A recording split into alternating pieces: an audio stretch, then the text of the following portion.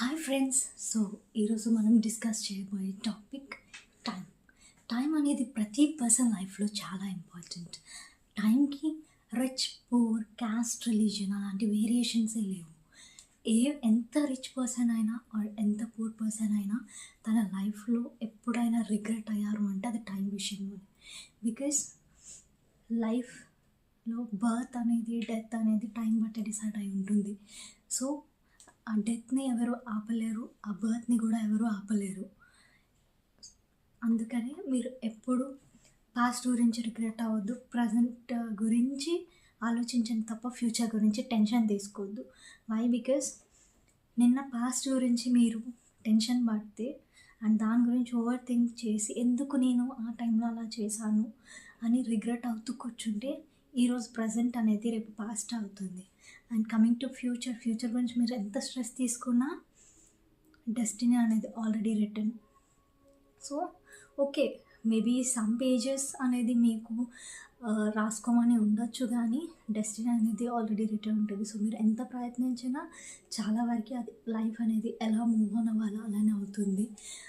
So future గురించి ఆలోచించి present పాడు చేసుకోవద్దు, అండ్ పాస్ట్ గురించి ఆలోచించి కూడా ప్రజెంట్ డిస్టర్బ్ చేసుకోవద్దు. బికాస్ ప్రజెంట్ అనేది చాలా ఇంపార్టెంట్. ఒక 1 అవర్ మీరు వేస్ట్ చేస్తే అది పాస్ట్ అయిపోతుంది. అండ్ ఇప్పుడు మీరు స్టార్ట్ చేయకుండా నేను ఒక 1 అవర్ తర్వాత స్టార్ట్ చేస్తాను అనుకుంటే అంతే, ఇంకా అక్కడితో లేట్ అయిపోయినట్టే.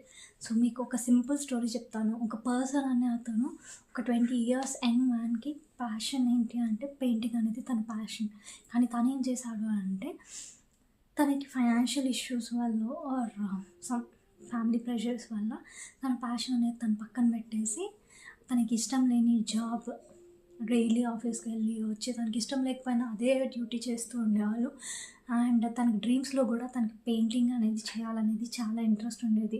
కానీ రేపు టుమారో, డే ఆఫ్టర్ టుమారో అని డిలే చేసి అట్ వన్ పాయింట్ ఆయన 60 ఇయర్స్ ఆఫ్ ఏజ్ రీచ్ అయిపోయి ఇంకా ఆయన రిటైర్మెంట్ ఏజ్ వచ్చేస్తుంది.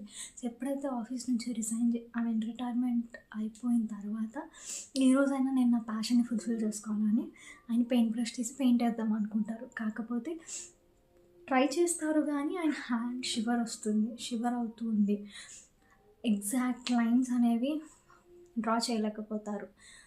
కానీ అప్పటికి కూడా ఆయన ఇంట్రెస్ట్తో డ్రా చేస్తే చాలా అద్భుతంగా ఉంటుంది ఆ పెయింటింగ్. సో ఆ మూమెంట్ ఆయన రియలైజ్ అవుతారు, నేను పెయింట్ చేస్తే ఎలా ఉంది అంటే అప్పుడు నాకు అంత ప్యాషన్, అంత స్ట్రెంగ్త్ అండ్ అంత కాన్ఫిడెంట్గా ఉన్న టైంలో నేను పెయింట్ చేస్తుంటే వాటికి నేను ఎన్ని పెయింటింగ్స్ అనేవి గీసేవాళ్ళని అనేది ఎంత బాగుండేది అని. సో ఆ